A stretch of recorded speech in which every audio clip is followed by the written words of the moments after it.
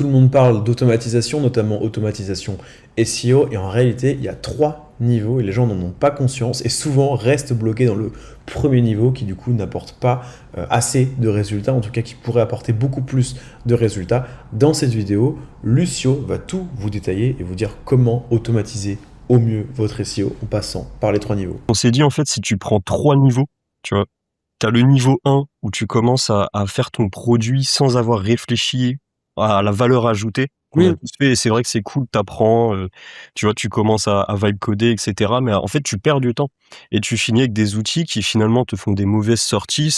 Tu passes plus de temps à construire l'outil qu'à construire ta sortie. mmh, Ça, c'est le niveau 1. ouais, c'est ça. Le niveau 2, c'est tu pars de ton process. Donc, en fait, tu pars de ton quotidien, tout ce qui concrètement va te faire gagner du temps, de l'argent, peu importe, tu vois. Et là, tu vas construire des vrais outils de production. Et le niveau 3, du coup, sur ce syndrome, c'est de faire travailler un expert, un développeur, un tech, même si on pense qu'on est tous maintenant en mesure de faire des produits. Alors certes, on peut peut-être vibe coder, on peut faire des trucs, mais moi je peux t'assurer que le produit, nous, les produits qu'on développe avec le développeur, qui est développeur depuis des années, c'est son Ouais. métier, mais il est 10 fois plus quali, et en plus, t'as pas ce syndrome.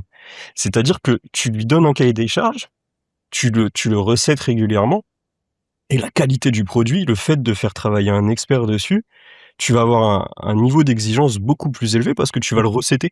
Ouais. Tu vas lui dire en gros ce que tu veux, il va commencer à produire et ensuite tu vas lui dire: «Bah, ça j'aime bien, ça j'aime pas». Alors que si tu le fais toi-même, tu as ce syndrome et tu as aussi le côté: «Bon, j'y arrive pas, je trouve une solution B» et en fait, tu enchaînes sur: «Je trouve une solution B, je trouve une so» et en fait, à la fin, ton produit, c'est plus du tout le même que celui que tu aurais Ouais. pu avoir si tu étais passé en mode, c'est d'une maquette dans le meilleur des mondes, tu vois?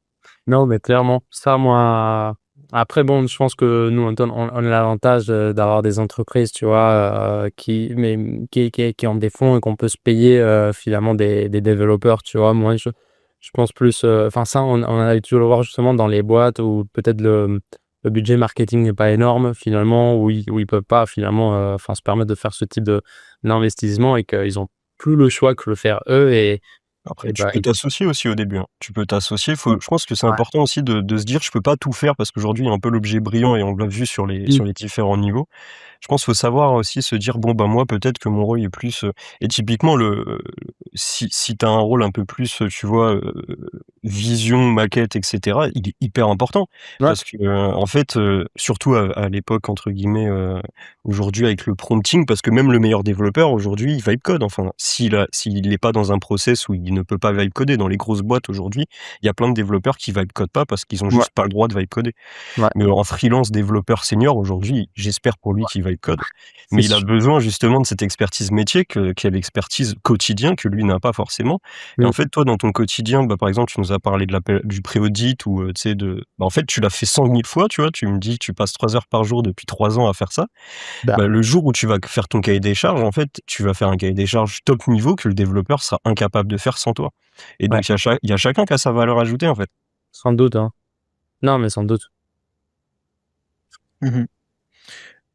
Est-ce que Lucio, tu avais d'autres conseils à donner peut-être pour les gens qui nous écoutent et qui se demandent comment automatiser, etc. Je pense que déjà,